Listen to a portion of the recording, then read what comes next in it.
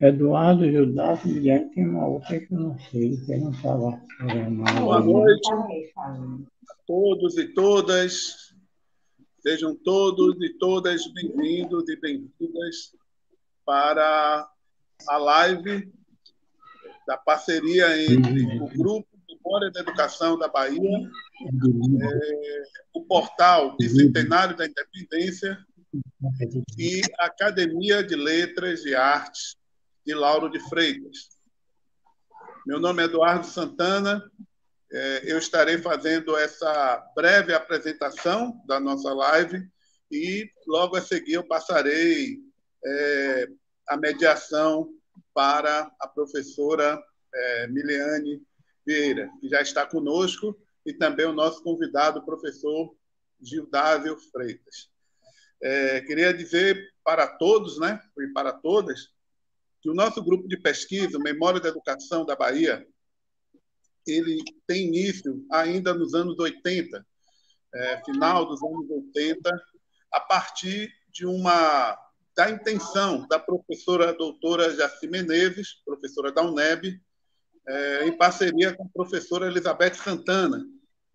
E já naquele momento, né, no final dos anos 80, a ideia da professora Jaci e a professora Elizabeth era exatamente pensar a memória da educação da Bahia a partir dos acervos escolares, a partir das intervenções em políticas públicas na educação da Bahia, tomando a memória histórica, né, e contemporânea, portanto, também. E, mais além, a professora Jaci, a professora Beth já entendia a importância de pensar outras formas de educação vinculadas à manutenção de identidades e de construções de territorialidades. Então, assim nasce o projeto Memória da Educação da Bahia, como eu falei, no final dos anos 80, e de lá para cá o Memória vem buscando parcerias, né, buscando intervenções, não só dentro da UNEB, mas também com outras universidades, né, inclusive universidades fora. Né, ao Promeba, o nosso Memória da Educação, durante esses anos realizou várias parcerias com algumas universidades em Angola, universidades na Argentina e por aí se vai. Então, fica a dica para acompanhar o nosso trabalho, né, no Instagram, lá no canal do Promeba, e com certeza vocês vão ter maiores informações. Para a nossa live de hoje, é importante pensarmos que faz parte de um ciclo de lives que vão ocorrer com a discussão da memória da educação e o bicentenário da independência do Brasil. E é bom lembrar, e aí já vou rapidamente dizer a nossa agenda. Hoje nós teremos o bate-papo com a parceria com a Academia de Letras de Artes de Lauro de Freitas, falando sobre as memórias ipitanguenses, a memória do território, do município, do então Santa Amaro de Pitanga, hoje Lauro de Freitas, no contexto da independência do Brasil e da Bahia e do Brasil. No dia 14 de junho, nós teremos uma outra live, o 2 de julho, nas escolas baianas. A experiência de Caetité, Cachoeira e Salvador. Isso no dia 14 de junho. No dia 28 de junho, nós teremos uma outra live, também aqui no nosso portal do Bicentenário da Independência. No dia 28 de junho, a temática será As Mulheres na Independência da Bahia. E no dia 11 de julho, né, encerrando esse ciclo de lives entre o Projeto Memória e o Bicentenário, e o Portal Bicentenário, no dia 11 de julho, nós teremos a live com o título As Comemorações do 2 de julho, uma abordagem historiográfica. Então, essa é uma pequena agenda. No final, eu vou estar retornando, né, mais uma vez falando dessa nossa agenda. E já gostaria de agradecer ao professor Luciano Mendes, o responsável, né, o coordenador do portal Bicentenário da Independência. Agradecer também à professora Alexia Pádua, ela que é coordenadora do GT, da História, da História da Educação. Gostaríamos de agradecer também ao companheiro Davi, que está aí responsável por essa transmissão, a nossa intérprete de Libras, Sheila, e depois eu vou pegar, Sheila, seu nome completo, para poder estar falando aqui também do seu nome completo. E nos bastidores do Memória da Educação, a companheira Edna Santos, que é do nosso Promeba, né? E a professora Antônia Miguel, que também está nos nossos bastidores. Então, dito isso, né, essa breve introdução, eu gostaria de convidar agora a professora Miliane Vieira, ela que é pesquisadora do Grupo de Pesquisa Memória da Educação da Bahia e também acadêmica da Academia de Letras e Artes de Lauro de Freitas, para que ela possa fazer essa mediação e nos brindar com essa intermediação tão profunda. Tenho certeza que todos nós vamos sair daqui mais sabidos hoje, a partir da fala do nosso professor Gildário Freitas. Então, Miliane, agora é com você. Uma boa sorte e vamos seguir agora na nossa proposta da nossa live. Boa noite a todos, boa noite a todas que estão aí, internautas, apreciando esse momento extremamente importante. Boa noite ao professor Gildásio, convidado. Boa noite a Eduardo Santana, como apresentador, a Sheila, como intérprete de Libras. É um evento acessível, extremamente importante. Falar dessa importância dessa parceria, né, do portal com o Promeba, porque realmente é uma forma de visibilizar os conhecimentos, as produções, a história da Bahia, em várias vertentes, e nesse momento, essa proposta do bicentenário é justamente para falar desses 200 anos. Nesse momento específico do dia de hoje, o nosso professor Gildásio vai falar do marco em Santo Amaro de Pitanga, como foi a participação do nosso município de Lauro de Freitas, né, nossas terras ipitanguenses, dentro desse cenário. Falar também de que a Academia de Letras e Artes de Lauro de Freitas, embora as academias elas tenham um caráter meramente literário e linguístico, o que é extremamente importante, foi uma instituição a partir do século XVII, né, que a França começou, inaugurou uma academia, e a partir de então vieram outros tantos para poder realmente potencializar essas produções, potencializar essa memória também literária. A Academia de Letras e Artes de Lauro de Freitas foi fundada em 2010. Um dos fundadores foi o nosso grande mestre, que aqui está presente, professor Gildásio Freitas. Hoje a gente tem, nessa nova gestão, a presidência de Joselita Luz de Almeida, que deve estar aí nos assistindo. Eu sou também partícipe da Academia de Letras e Artes de Lauro de Freitas, e a nossa academia, ela tem uma preocupação, né, um dos eixos da nossa academia é a memória. A gente tem uma preocupação muito grande com a história local, com as produções, com a cultura, e realmente o professor Gildásio é um grande mestre nessa área, quem defende e está aí com várias produções. Falar do professor Gildásio é difícil, porque não é uma pessoa fácil de a gente sintetizar em poucas palavras tudo que ele faz, tudo que ele produz.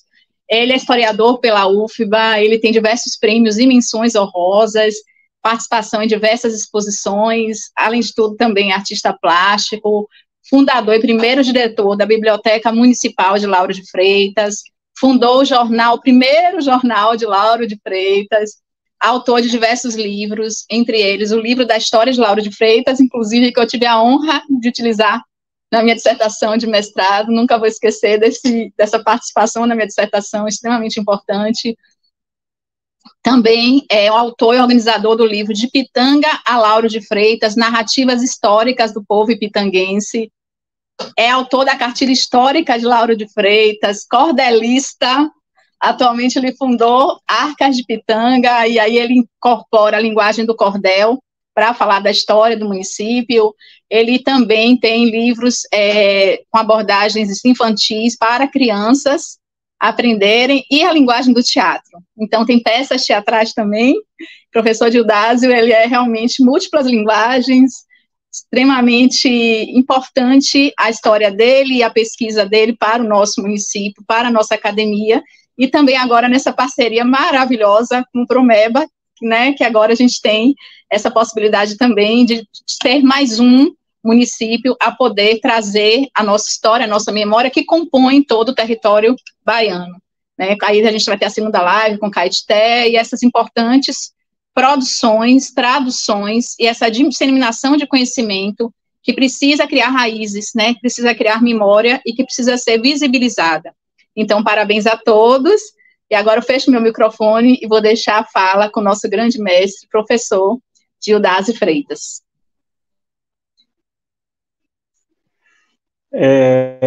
Boa noite a todos e a todas.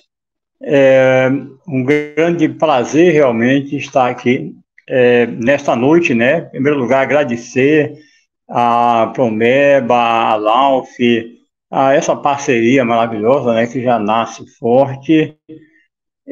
Parabenizar por essa grande iniciativa, né? O bicentenário da independência da Bahia, que hoje todos reconhecem, inclusive a Lídia da Companhia das Letras, grande historiadora, ela recentemente adquiriu até o livro dela, né?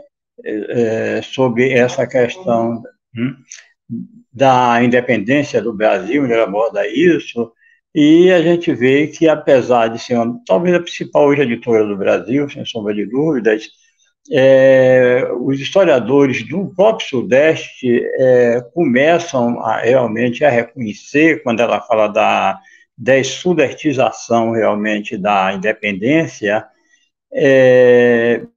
porque o 7 de setembro nós nascemos e estudamos desde criança nos livros de história, que é a data máxima do Brasil, realmente, em relação à nossa independência política de Portugal, 7 de setembro. Mas, hoje, os próprios historiadores já do Sudeste, encabeçados por ela, pode dizer assim, já reconhecem que o 2 de julho é mais importante realmente do que o 7 de setembro, com todo respeito ao 7 de setembro, porque, na verdade, a independência do Brasil não se deu apenas com um grito isolado de um imperador que puxou uma espada e resolveu dizer, não, quero independência, está feita independência agora. Não foi, foi muita luta. O 7 de setembro de 1822 foi quando deu-se esse grito da independência, né? Mas só veio se consolidar mesmo a independência quase um ano depois, imagine, 7 de setembro de 22 para 2 de julho de 23, praticamente um ano depois, né? E porque houve muita resistência. É preciso a gente lembrar que Salvador foi a primeira capital do Brasil, marco que dificilmente ainda vai ser superado quanto por outra cidade, de tanto tempo como capital do Brasil, porque nós levamos 214 anos, né, de 1549 até 1769, quando passou para o Rio de Janeiro, que levou 197 anos como capital. E Brasília, que está começando ainda, só tem 62 anos, 62, né, 60 a 63 anos agora fez. Então, Salvador, durante mais do que os 2 primeiros séculos, como sede do Brasil, concentrou aqui, evidentemente, o maior número de portugueses, de instituições, o governo geral e tudo isso. E então, quando ela foi transferida para o Rio de Janeiro, pouco tempo depois deu-se a independência, ainda existia era muito forte ainda a presença portuguesa aqui, realmente, na Bahia, né? Então, houve muita resistência, não só na Bahia, como aqui em vários estados do Nordeste, houve resistência bastante, né?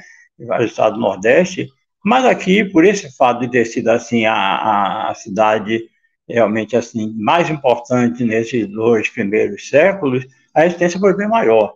E não foi fácil, realmente, para se conseguisse resolver isso. Então, você vê que foi feito assim, por etapas, né? Em Cachoeira, em Santa Amaro, em Itaparica, né? Foram assim as mais fortes, mas em todas as cidades, praticamente, do Recôncavo, houveram resistências. Não é à toa que a gente vê que não só quando a gente fala do 2 de julho, aí se perguntar a maioria das pessoas, o que é que você se lembra do 2 de julho, o que é que você pode falar sobre 2 de julho, Muita gente, assim, que não tem um maior, assim, entrosamento com a história, vai dizer, não, é uma data muito bonita, a independência da Bahia, e sai o carro do caboclo, da cabocla em Salvador. Aquela coisa toda, tive das escolas e tal, as autoridades, o povo e grupos culturais. Mas existem manifestações, não só em Salvador, como em diversas cidades do Recôncavo. Foi feito um levantamento aí por um museólogo, Guilherme, que ele foi museólogo, inclusive, ali do Memorial do Governador, Palácio Rio Branco. Eu perdi o contato, até tentado contactar ele, não consegui, falei com os amigos meus, são museólogos, parece que ele foi do exterior, não sei se retornou. Ele fez um levantamento que chegou a identificar, já tinha identificado quando eu tive contato com ele, parece que 22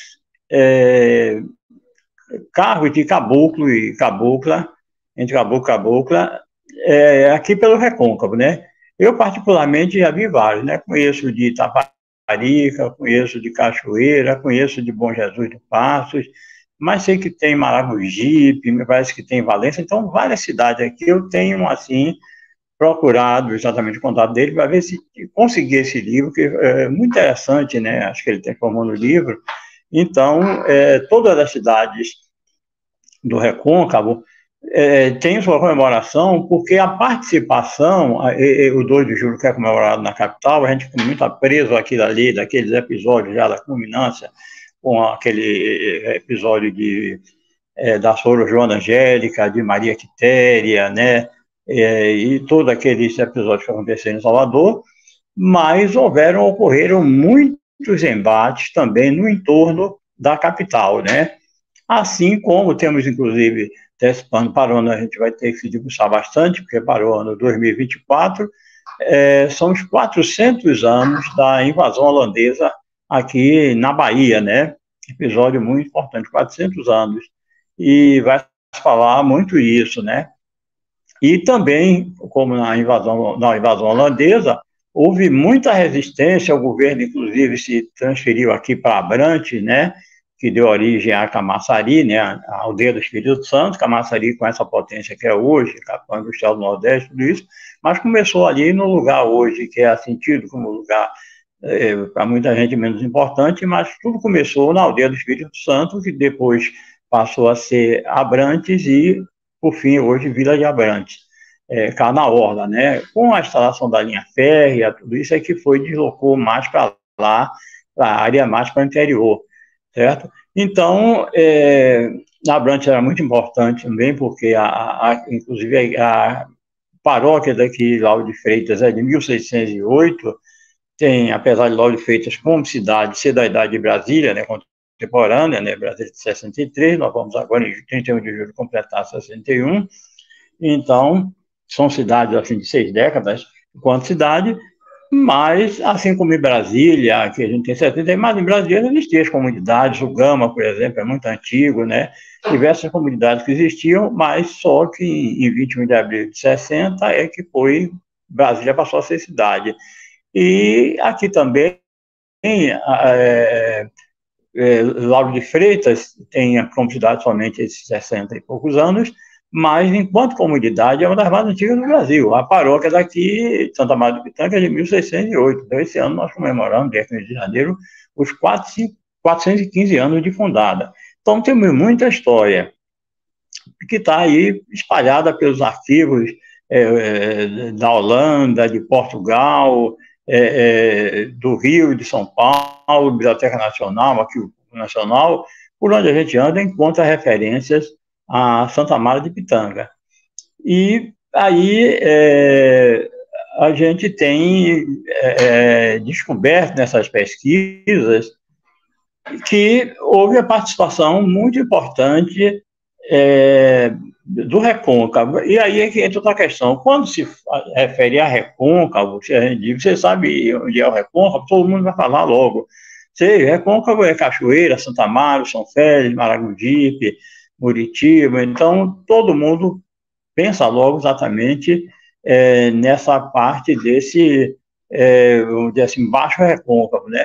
Mas o grande mestre Milton Santos, grande geógrafo, considerado um dos maiores do mundo, ele já defendia isso, que realmente existe uma parte do recôncavo que ficou esquecida, que é esse chamado recôncavo norte, que é essa ponta do recôncavo que está aqui no litoral norte, né? É a antiga Santa Maria de Pitanga, a antiga aldeia do Espírito Santo, como já falei hoje, Camaçari, Dias Dávila. Então, essa região daqui também, que nós chamamos de Recôncavo Norte, exatamente, recentemente, o historiador de Camaçari, Diego Pop, que é nosso amigo de pesquisas, ele lançou um livro, tenho ele aqui em mão, A Presença, livro muito bem feito, muito bem elaborado, A Presença do Recôncavo Norte da Bahia na Consolidação da Independência do Brasil,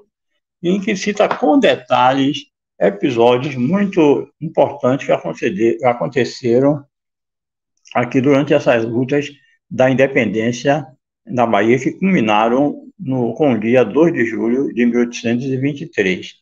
E aí, estou escrevendo aqui, escrevendo não, aliás, concluí já um cordel, está indo para a gráfica, pretendo lançar no dia 2 de julho, certo? Quando a Academia de Letras de Lauro de Freitas, a convite da Academia de Letras da Bahia, através do presidente Aldep Serra, convidou as academias do interior também pela primeira vez, não me engano, para participarem, porque esse ano é um desfile do 2 de julho especial. Eu, particularmente, desde menino, que meu pai nos levava, eu, meus irmãos, a família toda, para assistir o desfile do 2 de julho, e eu não deixei esse hábito. Até hoje vou. Só não fui nesse último ano, porque estava ainda naquele período assim da pandemia, aquela coisa, vai ter, não vai ter, a gente ainda receoso, muita aglomeração, não fui, mas realmente nunca perdi, que eu me recordo, o desfile do 2 de julho. Esse ano, no entanto, a gente tem uma conotação especial, que é o bicentenário da independência, certo? Nesse cordel que estou agora lançando, ou pretendo lançar no dia 2 de julho, eu estarei lá, com certeza, junto com companheiros da ALAUF, Academia de Letras e Arte de Lauro de Freitas, e estarei lá. E começo o cordel falando justamente assim, não sou, sou cordelista, mas não sou cantador, não sou repentista, eu sou daquele que é letrista, né? Eu tenho vários cordéis já gravados, muito bem gravados até, o que me orgulham, mas eu não sou cantador. Mas eu aqui só vou ler aqui alguns textos do cordel. Então ele começa justamente, Lauro de Freitas, 2 de julho.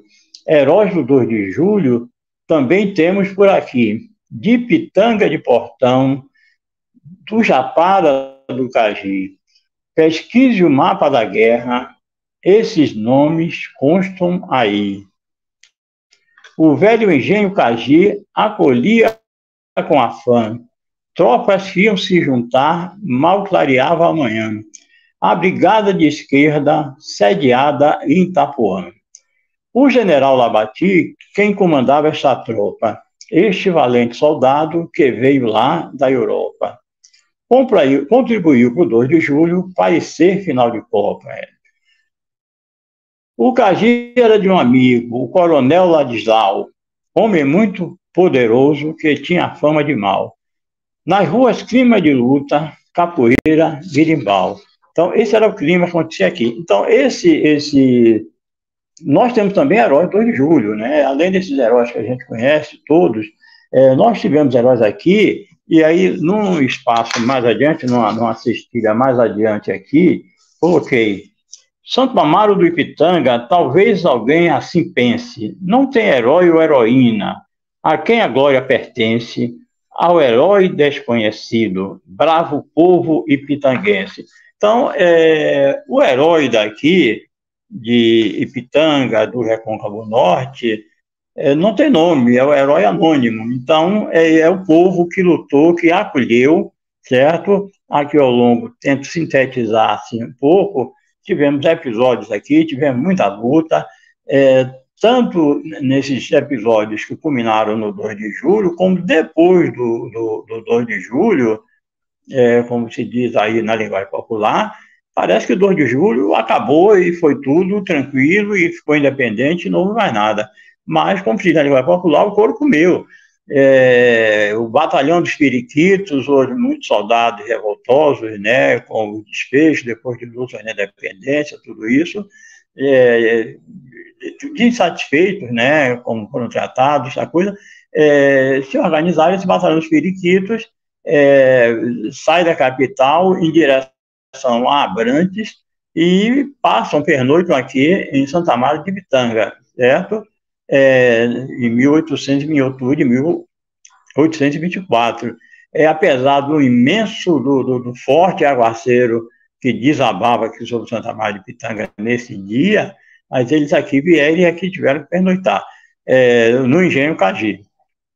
E tivemos aqui também desmandos provocados, como o professor historiador Diego Koch fala aí em seu livro, pelos chamados patriotas, que se fossem realmente patriotas, não fariam o que fizeram, né?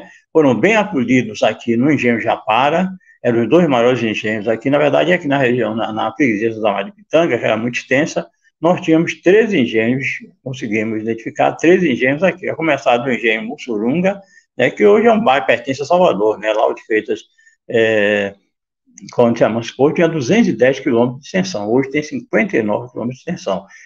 Provavelmente o município tem uma dúvida em relação a Itaparica, se ele é maior, então está entre os menores municípios em extensão do estado, talvez seja o menor. Eu tenho a impressão que talvez seja maior do que Itaparica, Itaparica é muito pequena. Mas estamos assim no fim da fila e, no entanto, estamos em população como o 7º município mais populoso do estado. É uma verdadeira obra de engenharia conseguir administrar isso. Parece o Japão, né? Tanta gente num pedaço de terra tão pequeno. Foram nos tomando nossas terras e ainda querem tomar mais, né? E aí, resultado, então, aqui em Santa Maria de Pitanga, o povo tinham 13 engenhos, né, a começar do Mussurunga, que hoje tem a estação, a última estação de Salvador, a estação Mussurunga, a próxima já é em Lauro de Freitas, tem o nome de aeroporto, mas é a estação em Lauro de Freitas, e essa Mussurunga, porque o proprietário ali tinha um engenho, existia um engenho Mussurunga, que era do proprietário por nome Bernardino Marques de Mussurungas, que foi o primeiro juiz de paz aqui em Lauro de Freitas, nomeado em 1808, certo? E aí, no sobrenome dele, Mussurungas, acabou aquela região, com todos os engenhos, né, entraram em decadência, viraram fazendas, entraram em decadência, e os seus herdeiros, foi ficando cada vez mais difícil manter e tal, e foram transformando em loteamentos, como é o caso do Cagi, por exemplo, que hoje abriga várias comunidades, o bairro de Vila Nova, Cagi Piquá, Cagi Caixa d'Água. Então, o Cagi era imenso, era de um proprietário. Esse coronel Ladislau era tão poderoso, tão rico, que ele depois, ele era proprietário também do engenho Campina, que era lá, a Fazenda Campina, que era em Brotas, tem um lugar no fim de linha de Brotas, que chama Campinas de Brotas, era a propriedade ali, aquela região do coronel João Ladislau de Figueiredo de Melo, certo? O Brotas era um bairro imenso, que inclusive a gente hoje Brotas é um bairro que não tem praia, não tem orla, mas já teve, porque Brotas, toda a Pituba ali, aquela região, pertencia a Brotas, né? Era imensa.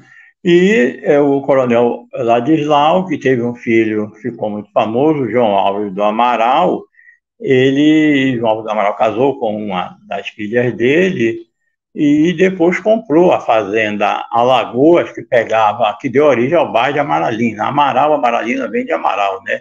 Ele comprou, e tem até uma história aí, não se sabe se lenda ou não, de que ele teria gostado de uma moça de nome Lina, e aí ficou Amaral e Lina, Amaralina.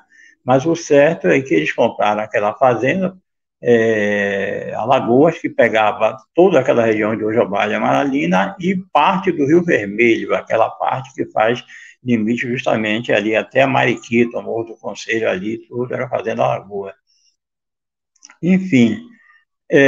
Mas aí, inclusive, o general Labati era amigo desse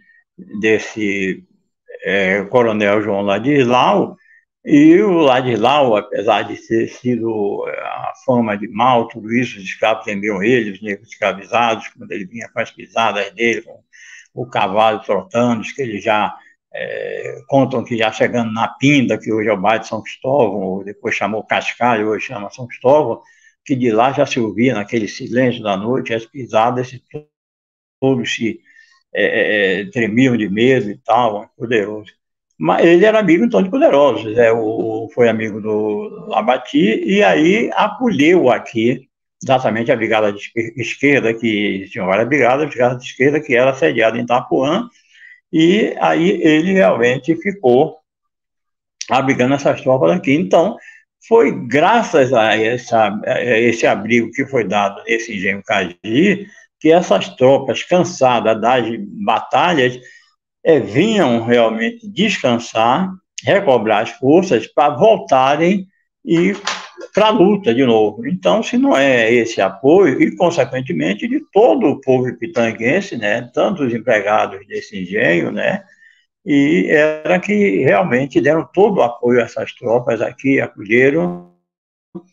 E então esse bravo povo pitanguense realmente teve uma participação assim anônima, certo? Não teve nomes assim que ficassem em relevância, mas a homenagem que a gente faz, eu acho, aqui em Pitanga é o povo pitanguense.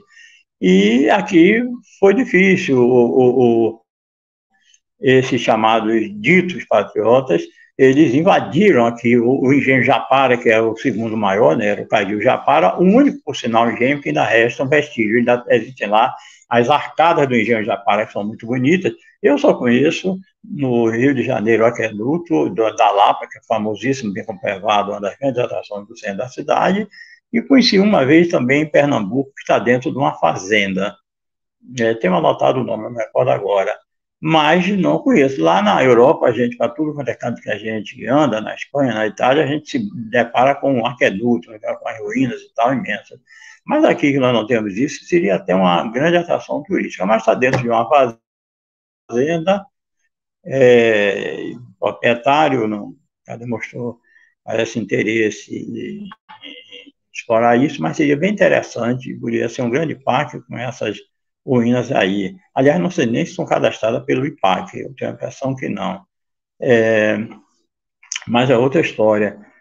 Bom, então o Japara também acolheu bem esses ditos patriotas, e mesmo assim, eles foram ingratos que arrombaram, fizeram saque dentro do engenho Japara, certo? E depois acabou o proprietário realmente tendo que colocá-los para fora, e eles não continuaram com o mesmo procedimento, atravessaram ali o Rio Joanes e foram para Monte Gordo, Barra do Jacuípe, para Arembepe, até Tatuapara, fazendo essas badernas, né, arrebentando tudo. Se eles fossem realmente patriotas, não fariam realmente essa baderna.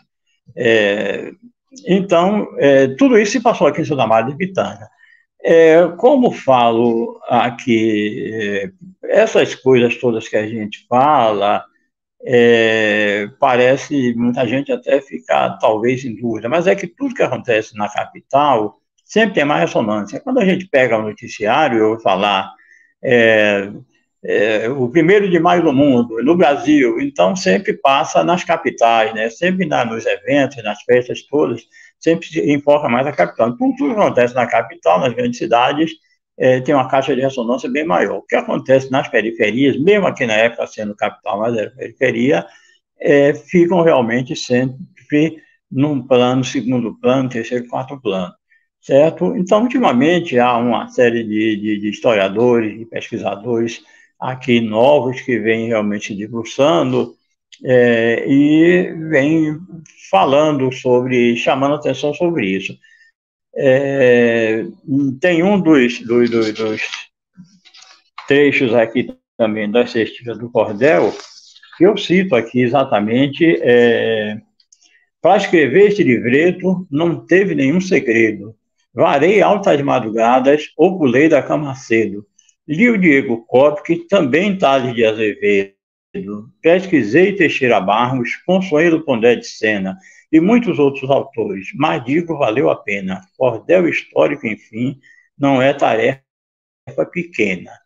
E falo mais ainda também. Me prendi mais a Ipitanga, pois daqui sou cidadão. Já recebi o título de cidadão, não sou daqui, sou filho do Rio Vermelho, onde nasci, me criei, passei minha infância e juventude, mas estou radicado aqui há muitos anos e recebi o título, por unanimidade da Câmara de Vereadores, há vários anos, de cidadão laurofetense. Então, eu coloquei, estou justificando, e me perdoem meus vizinhos aqui dos outros municípios que já citei, de Asdaba, Camaçari, Mata de São João, Pujuca, essa região aqui, da região metropolitana aqui, teve participação importante nos episódios da dependência. Então, eu estou dizendo, me prendi mais a Ipitanga, pois aqui sou cidadão, mas vamos fazer justiça a toda a região. Camaçari, Capuame e Mata de São João. Capuame era a feira grande, famosa feira de Capuame, que deu origem ao município de Herdada, certo? E então é isso. Se a gente fosse se adentrar para falar sobre toda a participação desses outros locais, esse cordel não sairia no bicentenário da independência, mas fico devendo aqui, como eu falo, vamos fazer justiça, certo? E cito esses autores, através de um texto da professora Consuelo Pondé de Sena, feito na tarde, em fevereiro de 99, me chamou a atenção. Eu peguei uma mania de meu pai. Meu pai tinha a mania de comprar um jornal, de à tarde, que ele gostava, que era do mesmo ano que ele nasceu, 1912, e estou vendo aqui, 20 de fevereiro de 99, tem 24 anos que eu guardo esse recorte. E a partir daqui me chamou a atenção esses episódios do 2 de julho. Encontrei alguns companheiros aqui também, que a gente começou a pesquisar, começaram também a se juntar e pesquisar junto, Coriolano Oliveira, né, grande incentivador da cultura local, do projeto, que tem um projeto cultural Gávea, que tem feito um trabalho muito importante aqui no município, certo? Que inclusive conseguiu, junto com o Diego Coppola, que já esteve aqui algumas vezes, e com mais outros companheiros que aderiram de Mata de São Guiardala, que esse ano, no bicentenário, a gente tem um momento especial, que é aquela corrida do fogo simbólico, que nunca passou por esses municípios. Esse ano vai, através de contatos dele com a Fundação Gregório de Matos, e não sei se com a Pedro Calmon também, eu sei que conseguiram com as autoridades de Salvador, e conseguiram que esse vai ser uma coisa inédita, que o fogo simbólico vem aqui a Santa Maria de Pitanga. Já tivemos o fogo simbólico em Santa Maria de Pitanga, quando Valéria pertencia, você vê que aqui na época da demonstração era tão grande, que Valéria, Parte de Pau da Lima, Estrada Velha do Aeroporto, São Cristóvão do Aeroporto, o próprio aeroporto, tudo isso pertencia a Santa Maria. Perdemos tudo isso. Temos fotos nos arquivos aqui da prefeitura, do prefeito daqui, a Maria de Thiago dos Santos, no início dos anos 60, foi o segundo prefeito, recebendo o fogo simbólico da Roda de Julho. Tem pelo menos uma pessoa aqui, ainda viva, que é o senhor Nivaldo Neri, pai do nossos amigos famosos aí, do senhor Neri, Alain, Márcio Wesley, outro grande também pesquisador, também Márcio, não sei o nome dele, fez parte desse grupo que lutou por essa questão do fogo simbólico, e conseguiram esse feito. Então, de parabéns, aqui aproveito para parabenizar, certo?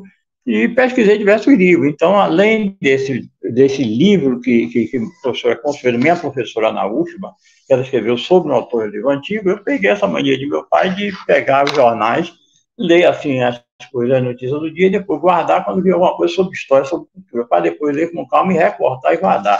São milhares de recortes que tem aqui em casa, é um negócio imenso. E aí, esse está aqui, ó, de 99, e aí isso me chamou a atenção de Bruxelas, e fui vasculhar atrás, até que, num livro, vários livros aqui, resumo cronológico da Bahia de José Álvares do Amaral, que a Fundação Pedro Calmon ganhamos no edital, eu e o Coriolano, através da livraria livro.com, a companheira aqui, Márcia Tude, hoje a secretária de Cultura, que é Massari, Márcia Tude, ela me falou desse edital, eu digo, não, vamos concorrer. Concorri com o Coriolano, ganhamos o edital, e o Coriolano prefaciou esse livro de José Álvares do Amaral, resumo cronológico e noticioso da Bahia desde o descobrimento em 1500, certo? E eu descobri os outros, prefaciei, perdão, os outros dois.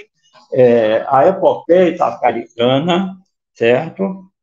Que é um livro raríssimo, que foi escrito por um médico que acompanhou a luta da independência em Itaparica. Foi reeditado também quando era presidente da Fundação Pedro Camão, nosso saudoso grande amigo, o Biratã Castro. E esse eu prefaciei e prefaciei também o outro Tempo Antigo, do grande memorialista, folclorista e tantos istas aí, João da Silva Campos, que passou por Santa Maria de Pitanga, que ele dedicou o capítulo, em 1938, e saiu horrorizado como existia um lugar tão atrasado como esse. 2 anos depois, 1 ano e meio, 2 anos depois, em 40, ele veio a falecer e não viu estourar a Guerra Mundial, Segunda Guerra Mundial, que foi quando realmente, infelizmente, a guerra só traz o que não presta. Mas, no caso de Santa Maria de Pitanga, foi, aliás, eu digo sempre, foi graças ao Brasil realmente entrar na guerra lutando contra o nazifascismo, foi que, graças à luta contra o nazifascismo, é bom lembrar isso, que Santa Maria de Pitanga saiu do atraso e conseguiu se transformar numa das maiores cidades do estado da Bahia, porque foi aí que precisou construir, tinha um campo feito pelos franceses, vai fazer agora 100 anos, 1927, mais ou menos a data que é comum, aceita pelos historiadores. Essa data foi feita no campo de pouso, e mesmo assim não conseguiu tirar Lauro de Freitas Santa Maria de Pitanga, melhor dizendo, do atraso em que estava, com a decadência do ciclo da cana-de-açúcar, do ciclo do gado, como todo o recôncavo, e mais o surto de cólera que começou no bairro do Rio Vermelho, mas dizimou boa parte da população de Salvador, de todo o recôncavo, que Santa Maria de Pitanga não ficou quase ninguém para contar a história, certo? Mas aí entrou em decadência, 1855, de surto de cólera, né? Muita gente com medo da vacina, aquela coisa toda, muita gente morreu pela ignorância, mas aí só em 1907 é que chegam os franceses e fazem um campo de pouso, mas foi com a Guerra Mundial que a entrada do Brasil contra essa luta do nazifascismo é que realmente os americanos viram a necessidade de ter nas principais capitais aeroportos realmente capazes de receber grandes aviões de aeronaves de guerra, e também base aérea para treinar soldados, porque guerra era por terra, mar e ar. E assim veio gente de todo canto para homens, de todo canto para trabalhar na construção da base do aeroporto. Por aqui foram ficando, conhecendo as moças do local, e foram casando, tendo os filhos, a população se multiplicou, certo? E daí veio a necessidade da emancipação, que ocorreu em 31 de julho de 1962. Outro livro interessante aqui também, que pesquisei, do professor Luiz Henrique Dias Tavares, grande historiador Luiz Henrique Dias Tavares, autor do famosíssimo, importantíssimo de História da Bahia, já na 30ª, não sei quanta edição. Esse livro aqui, do Centro de Estudos Baianos, da publicação da Universidade Imperial da Bahia, Luiz Henrique Dias Tavares fez O Levante dos Periquitos, é uma publicação, são as publicações que o Centro de Estudo Baiano fazia, não sei, acho que não existe mais isso, e que esse aqui já pega o número de 144, então eram publicações temáticas sobre mais diversos temas da cultura da história baiana, certo? E, como já falei, o livro de nosso companheiro aqui, Kopic, certo? E mais outros, Tales de Azevedo, e diversos historiadores que tive que pesquisar para poder realmente estar levantando, certo? Então, não sei como é que está o tempo aí, dizem que eu aprendi uma coisa, uma vez de alguém falando, dizendo, não dê microfone a político nem a historiador, que ele se espalha e fala até de manhã. Eu não sei como é que está a questão do tempo aí, mas é isso. Então, esse ano, esse reconhecimento do fogo simbólico também, passar aqui por esses nossos municípios, Dias d'Ávila, Camaçari, Lauro de Freitas, esse reconhecimento da Academia de Letras da Bahia, de conclamar as academias do interior, incluindo a nossa ANALP, Academia de Letras e Artes Lauro de Freitas, que tenho orgulho de pertencer, estou aqui com a camisa dela, está dando para vir, para ver, e, como disse Miliane, sou um dos fundadores, e minha cadeira é de número 1, e estamos completando de 13 anos aqui no dia 17 de junho, já esse mês, que praticamente já está quase meia-noite, então já estamos em junho, pelo menos no espírito, né? Já estamos com o espírito junino. Então, esse mês, no dia 17, a LAU comemora 13 anos, e com muita honra, aproveito para agradecer ao nosso presidente da Academia da Bahia, Odef Serra, certo? Esse convite honroso, e com certeza estaremos lá, os representantes da LAUF, desfilando, pela vez oficialmente, assim, representante também daqui de Lauro de Freitas, como de outro município baiano, certo? E, então, dia 2 de julho, estarei lançando lá, junto com companheiros estarei passando o exemplar para os companheiros das outras academias, certo? Dessa pequena homenagem ao bicentenário da independência da Bahia, e espero realmente que essa movimentação toda que nós estamos fazendo crie realmente uma provocação de um novo tempo, de se encarar a história, de falar mais da história das periferias, que realmente a gente está sempre falando disso, né? As periferias sempre são esquecidas, certo? E nós temos essa grande lacuna, certo? Nós temos, assim, uma sudestização, como fala a professora Lília, uma sudestização realmente, assim, da independência, da história. O livro dela, o título é O Sequestro da Independência. Então, essa sudestização da história, como de tudo, né? Esse eixo, principalmente o Sudeste e Sul, mais especificamente o eixo Rio-São Paulo, no futebol, até há pouco tempo no Carnaval, quando o Carnaval, que se falava Carnaval do Brasil, era só o desfile das escolas de samba do Rio de Janeiro, com todo respeito, adoro, acho lindo aquilo ali, mas ninguém conhecia o Carnaval da Bahia, ninguém conhecia não se falava no Maracatu de Pernambuco, nos Caboclinhos, entendeu? Nos outros carnavais que existem por esse Brasil afora, certo? Que tem muitas manifestações, nós temos afoxés também fora da Bahia, temos no Ceará, né?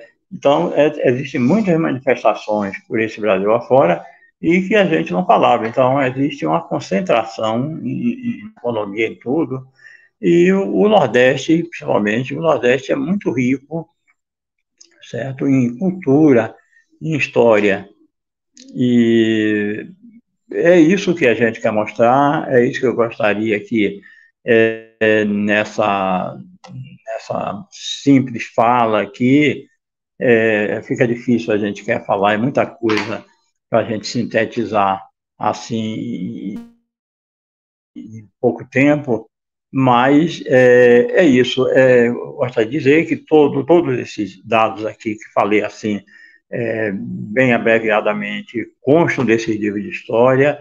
A gente precisa cuidar da nossa memória. Acho que nossos municípios precisam realmente ter seus centros de memória. É preciso que a gente guarde isso. Eu já estou realmente com uma idade já avançada, e esses acervos que nós temos com outros companheiros, Manuel Paranhos, grande parceiro, que escrevemos a primeira, não tinha nada sobre a história de Lauro de Freitas. Então, Paranhos, que eu já conhecia do Rio Vermelho, me encontrei aqui, nos reconhecemos, né? Eu era muito amigo do primo dele, no tempo que ele era músico e tal, andava lá na rua, e aí nos reconhecemos e começamos a fazer essa verdadeira incursão, assim, tanto isso aqui não tem história não, e saímos aqui varando por isso aqui, Abrantes, por Tatuapara, entrevistando pessoas, vendo ainda alguns vestígios de coisas que existiam, casa de farinha, tudo isso, que já não existem mais nessas quase 4 décadas que começamos já aqui a pesquisar, certo? Mas, felizmente, uma nova safra de historiadores, o Tássio Cardoso, Márcio Esler, Diego de Camaçari, vários historiadores e pesquisadores, né? Outras pessoas, o professor Antônio Cláudio aqui, que também tem feito um trabalho voltado para o meio ambiente, mas também de pesquisa histórica. Então, é toda uma nova geração, a gente vê isso assim com muita esperança, com um novo fôlego, com um novo ânimo, porque vê realmente essa nova geração aqui surgindo, muitos pesquisadores, muita gente fazendo essas pesquisas históricas. Eduardo já não se fala, é um grande parceiro aqui de Itapuã, e sempre eu gosto de lembrar, Eduardo, que Itapuã, onde tem um grande parceiro também, Amadeu Alves, né, que ganhou desfile da Escola de Sambas agora no último carnaval antes da pandemia, com as ganhadeiras de Itapuã, um grande batalhador pela cultura. Temos trabalho de parceria, eu, Paranhos e o Amadeu Alves, que se chama... estamos da Casa Verde, né? A Casa Verde é uma casa que ele tem em Itapuã, e esse projeto em torno da Casa Verde nós estávamos exatamente começando a elaborar quando veio a pandemia. Foi exatamente no dia que foi decretada a pandemia, nós tínhamos a reunião, mas estamos voltando já realmente a trabalhar. E Eduardo é um grande parceiro aqui de Itapuã, porque Itapuã, toda essa região, Itapuã, Lauro de Freitas, Camaçari, esses municípios vizinhos aqui, que já citei, da região metropolitana, principalmente esses da banda de cá, né, que é da região metropolitana, tem os municípios que são mais distantes, mais dentro da própria região, mas esses aqui mais próximos, a gente tem uma identidade comum, porque um pertencia ao outro durante o período. Por exemplo, durante um bom período, a freguesia Nossa Senhora da Conceição de Itapuã pertenceu à freguesia Samar de Pitanga. Durante um período aqui pertenceu a Camaçari, Camaçari pertenceu aqui pertenceu a Itapuã, Itapuã pertenceu aqui. Então, na verdade, nós temos uma história em comum, certo? E quando a gente começa aliás, toda essa pesquisa começou quando houve um projeto que, infelizmente, aqui na Bahia tem umas coisas que acontecem que dão certo e depois não tem continuidade, né? Como a Feira dos Municípios, lamento muito, foi aqui, era uma feira que a gente tinha um retrato da Bahia. Espero que algum dia ainda volte alguma coisa parecida. Feira do interior, chamava, Feira do Município da Bahia. Não sei por que não foi tocado, onde cada município tinha seu stand e tinha a sua cultura, a sua culinária, seus grupos folclóricos. Era uma maravilha. Foi a época que eu cheguei, 85, 86, quando eu comecei a trabalhar aqui na Secretaria de Lauro de Freitas, e foi quando a gente começou a fazer essas pesquisas e mostrar um pouco do nosso município, certo? Então, por essa época também existia um projeto chamado Memória nos Bairros, que começou pelo bairro do Rio Vermelho. Como é meu bairro, aí eu acabei, mesmo já morando aqui, mas participando. Tinha uma bibliotecária lá na Biblioteca do Rio Vermelho, Neida Cavalcante, que estava à frente. Eu dei minhas contribuições, procurei dar, porque sempre participei dos eventos do Vermelho até hoje. Tem uma participação no grupo do Rio Vermelho, sobre a memória, tudo isso. Depois ele foi para Itapuã, veio para Itapuã e depois foi para Itaparipe. Aí foi quando foi interrompido, e foi nessa época que Paranhos foi convidado para participar do grupo lá de Itapuã, me convidou também, e participamos, inclusive desse grupo participava a Juca Ferreira, que acabou chegando a ministro da Cultura, né? Então foi um trabalho muito importante, muita coisa foi levantada sobre o Vermelho. Meu bairro teve sorte, não tem um bairro que tem um acervo fotográfico do Rio Vermelho, lá na biblioteca do Rio Vermelho, que pertence à Fundação Pedro Comum, tem um acervo muito precioso de fotos do bairro. Vários livros foram publicados depois dessas pesquisas, né? E então a gente tem depois ele vindo para Itapuã, em Itapuã, a professora Tânia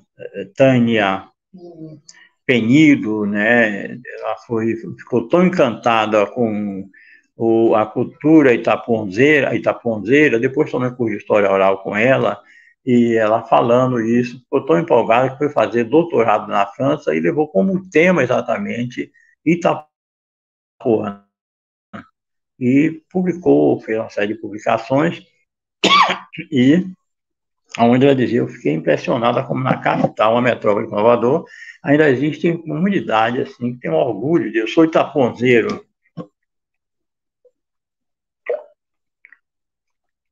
E esse sentimento, eu cheguei para quem ainda peguei Itapuã com essa característica. O tempo vai realmente alterando, modificando as coisas, né? Vai cresceu muito, descaracterizou muito, mas ainda assim ainda temos alguns recantos em Itapuã, alguma área, como nesse recanto de Amadeu Alves, como ainda assim vários espaços em Itapuã, né, que a gente ainda consegue sentir aquele clima, aquele clima exatamente da Itapuã do passado, certo? E então é isso. Eu não sei, Miriane, mediadora, como é que está meu tempo aí? Já extrapolei, já está, como é que está? Estou vendo ali 55 minutos e 43 segundos, eu não queria saber como é que está, porque eu preciso, como é que, na sequência, né? Oi. Bela aula, viu, professor?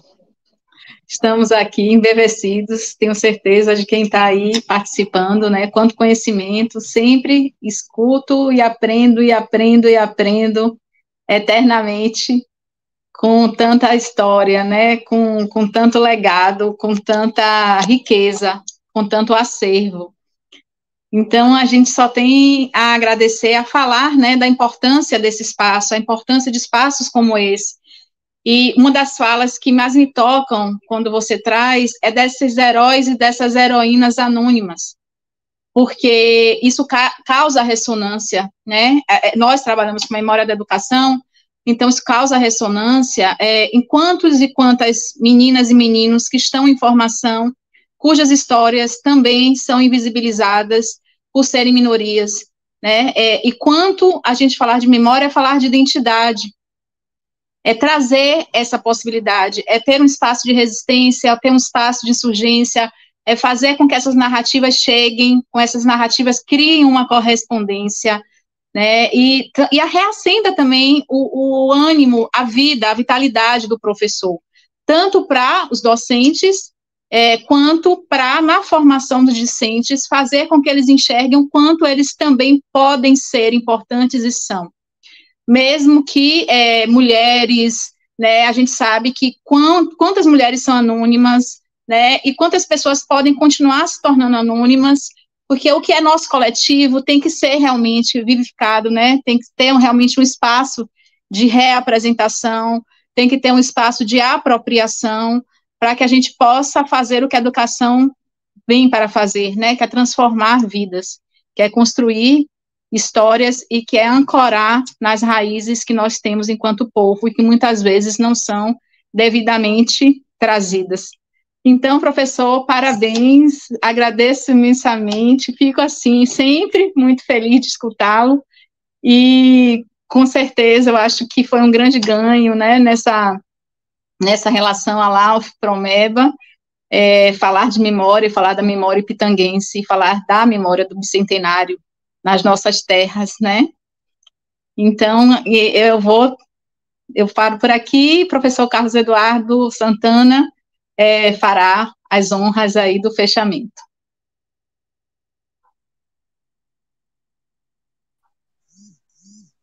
Bom, queria dizer da importância, né, da fala do professor Judá de Freitas, quando ele traz, inclusive, a ideia dessa compreensão da territorialidade, da construção de uma rede a partir do Recôncavo Norte. e muito dialoga com essa ideia também do nosso programa, do nosso projeto Memória da Educação, que pensa a educação nessa rede, nessa construção a partir de formalizações de núcleos espalhados por toda a Bahia.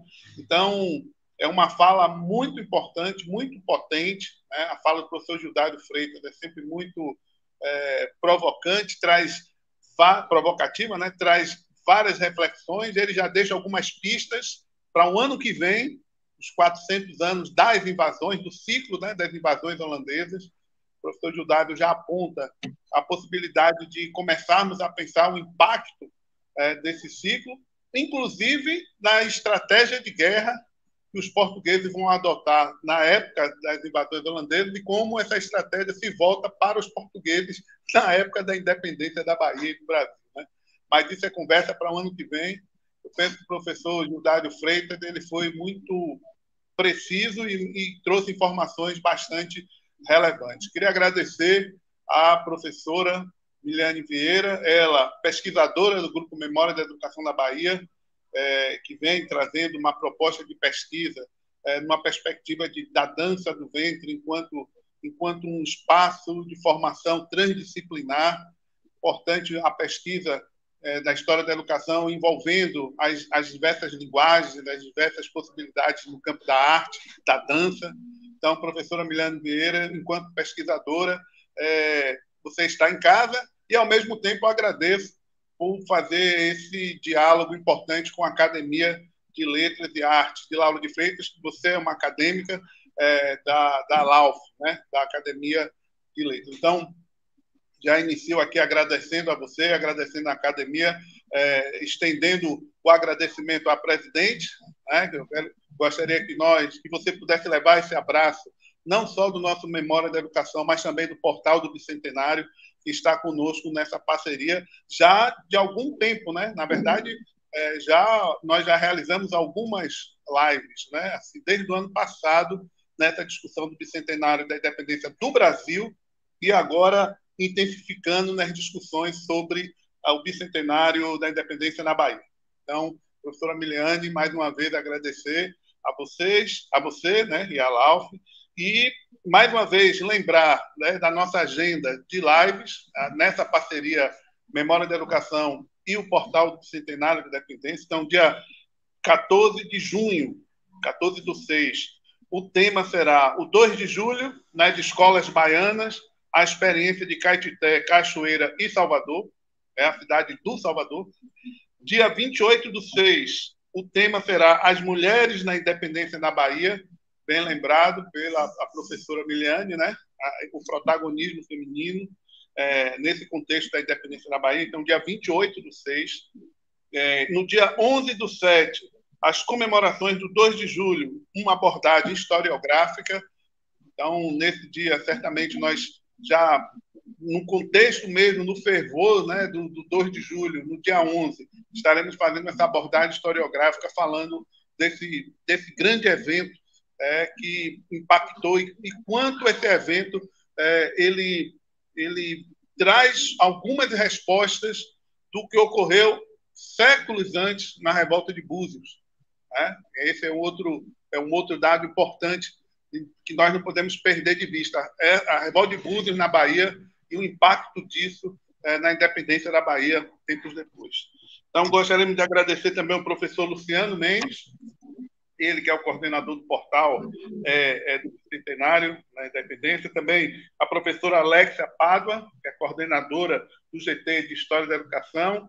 Agradecer também a David pela transmissão, né, por esses bastidores, e aí agradecer aos nossos bastidores também no nosso projeto Memória, ao Danley, que está aqui fazendo todo o bate-papo aqui conosco, né, em Memória, também a Edna Santos, que também está aqui nos bastidores, ela que também é do Memória, a professora Antonieta Miguel, né, que esteve aqui conosco, que está conosco aqui também nos bastidores, e as nossas intérpretes, né, a nossa intérprete Patrícia, e aí eu não peguei o finalzinho do nome que eu estava vendo outra. Quando eu olhei para a Patrícia, já tinha mudado para Sheila. Quando eu olhei para Sheila, já tinha mudado para Patrícia. Aí eu fiquei assim. Mas eu queria agradecer às nossas intérpretes, da importância e a relevância dessa perspectiva da nossa acessibilidade.